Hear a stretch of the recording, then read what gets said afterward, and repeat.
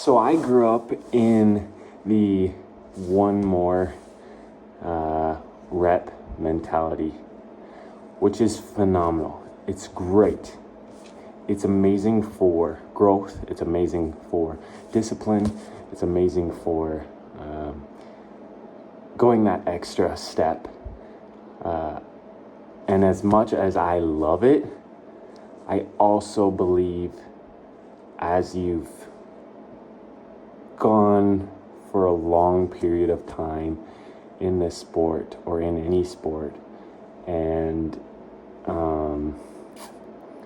go through a burnout phase and those sorts of things, I think it is super important to be aware of that mentality and how it can be the thing that causes the burnout, or can be the thing that causes you to resent the activity that you really love. I say this because nowadays I give myself a little break, and it might sound like weak-minded or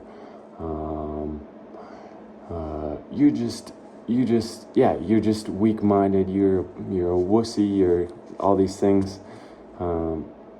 But I used to focus so much so even on every little technique of every little exercise, strength exercise. Like right now is an example that I have.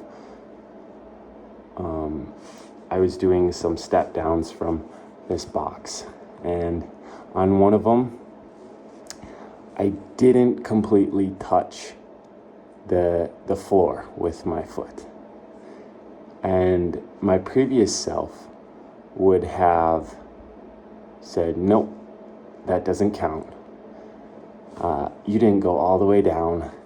That millimeter that you did not touch the floor does not count. And my previous self would have loved that, would have fed off that. Would have been like, yeah, I can do one more. I got this. There's nothing that can stop me. My now self, my older self, is just happy that I'm out here doing it. Like, happy that I'm out here doing a strength workout. And in that moment where I did not touch completely to the floor, that little minuscule of not touching the floor, I decided to keep that as a rep. What the hell? Why not? Otherwise, I wouldn't be out here. When I have put such a pressure on my mind to do everything so perfect and so specific, it just wears and grinds over to the 20 years that I've had that mental headspace, and it's just not fun anymore. It's just not fun. And the more important thing for me now is that it is fun and that I'm continuing to do it.